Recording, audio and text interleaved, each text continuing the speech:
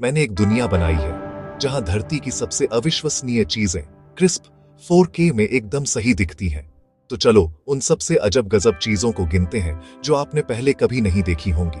Hook, तेज cut, समुद्र की गहरी खामोशी, रेगिस्तान, पर्वत और अनोखे जीव, समुद्र की तलहटी पर दबाव। सोचो, एक स्टील की कार सोडा कैन की तरह सिकुड़ रही है।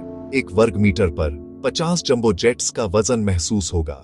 यह धीरे धीरे कुचलने वाला दबाव है, प्रकृति का हाइड्रोलिक प्रेस। सबसे ऊंचा जीवित पेड़। मैं लोगों को ईंटों की तरह एक रेडवुड पेड़ के बगल में खड़ा कर रहा हूं जो बादलों को छूता है। यह उन इमारतों को भी छोटा कर देता है जिन्हें आप बहुत बड़ा समझते हैं, और यह अभी भी चुपचाप बढ़ रहा है। एक पेड़, जीवन का एक वर्टिकल शहर। देखो, मैं पूरे यूनाइटेड स्टेट्स को एक रेगिस्तान के अंदर डाल रहा हूं, और फिर भी रेत बची हुई है। हवा का एक झोंका हमारे पैरों के निशान मिटा देता है, जैसे हम कभी थे ही नहीं। मैं बुर्ज खलीफा को लेगो की तरह लाइन में लगा रहा हूं, 8 ऐसे एवरेस्ट से मैच करने के लिए।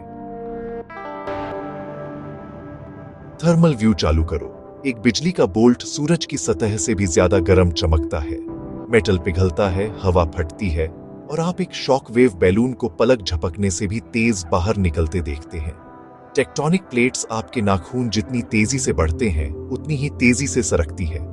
टाइम लैप्स में महाद्वीप आलसी राफ्ट की तरह बहते हैं, फिर टकराकर ऐसे पहाड़ बनाते हैं जो हमने बनाए हैं उनसे भी ऊंचे हैं।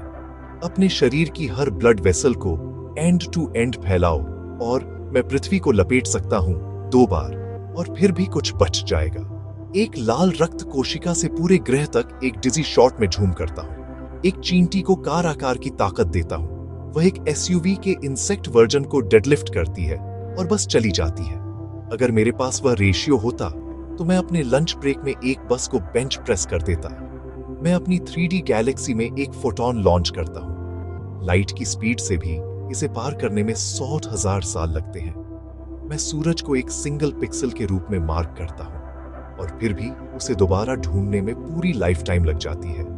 लेक बैकॉल, धरती में एक दरार जिसमें दुनिया के अनफ्रोजन फ्रेश वाटर का 20% हिस्सा है।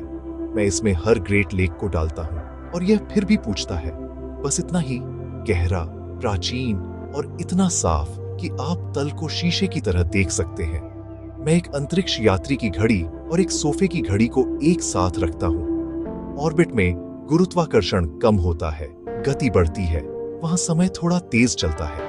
एक लंबे मिशन के बाद उनके सेकंड्स मेल नहीं खाते।